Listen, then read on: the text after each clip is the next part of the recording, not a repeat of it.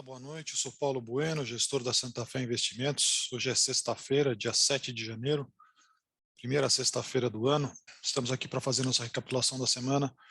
Semana difícil para os mercados como um todo, bolsas caindo bastante, tanto lá fora como aqui no Brasil. Destaque para o Nasdaq, que caiu 4,5%, e o dólar se valorizando ainda 1,2% nessa semana. Nossos fundos sofreram. Foi uma semana em que a gente viu o movimento de stops em fundos se acentuando, né, por conta dos resgates de cotistas.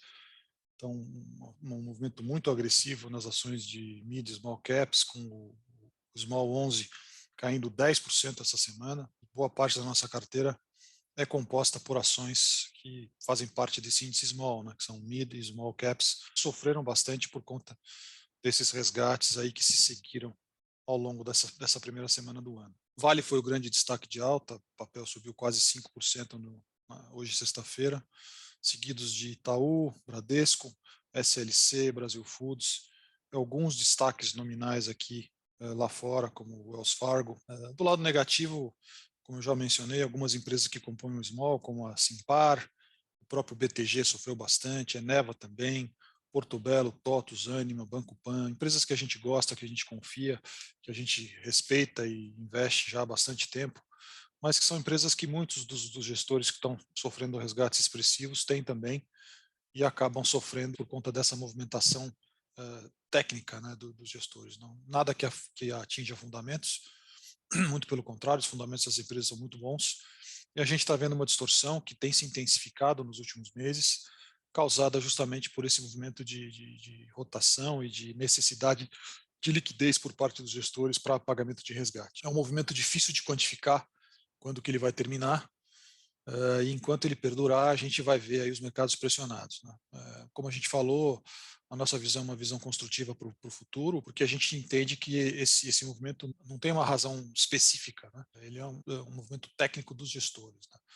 Os fundamentos das empresas continuam muito sólidos, ganhos crescentes, lucros crescentes, e as empresas que a gente investe são sempre empresas muito sólidas. Destaques da semana ficaram por conta das ações do Itaú.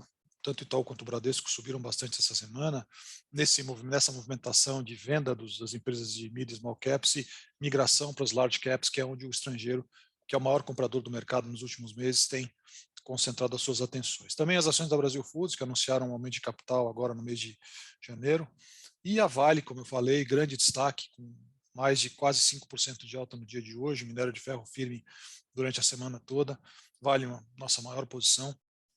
Lá fora foi uma semana de realização de lucros também, né? A gente viu o S&P caindo, não tanto quanto o Nasdaq, mas caindo um pouco também, as curvas estão um pouco distantes, então talvez essa correção se estenda um pouco mais, mas a gente entende que a tendência lá é de alta e que em breve isso aí deverá ser retomado, né? Não nos preocupa a situação americana, a Bolsa sofreu por conta do Fed, da manifestação do Fed, mas a nossa visão é de que o Fed tem sido muito transparente e claro e tem dado o seu recado para o mercado, se comunicado muito bem com o mercado, coisa que o nosso Banco Central aqui falhou, tanto lá quando a Selic estava 2%, como quando iniciou o ciclo de alta da Selic, né? O Banco Central brasileiro se comunica muito mal, diferentemente do Fed, que se comunica muito bem com o mercado. Então, na nossa visão, toda essa comunicação do Fed é uma comunicação positiva, ele está fazendo a coisa certa e vai conseguir controlar a inflação e atingir os seus objetivos lá na frente. O mercado vai enxergar isso, portanto, a gente não imagina em correções muito grandes lá fora, não. Aqui dentro a gente viu o dólar pressionado também, né? O último pregão do ano foi de baixa no dólar, quem se lembra foi esse dia aqui, caiu 2,5%, né? E aí a gente viu essa semana uma semana de recuperação, recuperou praticamente tudo que tinha caído e mais um pouco. E hoje, no dia de hoje, com o enfraquecimento do dólar index, o dólar voltou a se desvalorizar aqui em relação ao real, mostrando que essa resistência aqui no 5,70 realmente é uma resistência muito relevante na moeda brasileira, né? Vamos ver como é que isso aqui se comporta.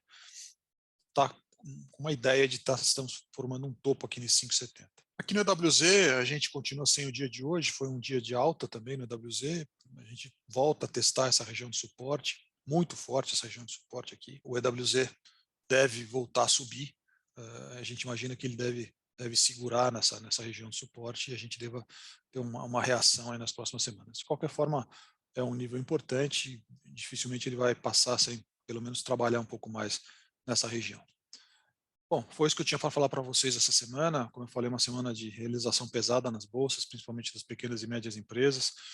E vamos ver se nas próximas semanas de janeiro esse quadro se modifica. Um abraço a todos e um bom final de semana.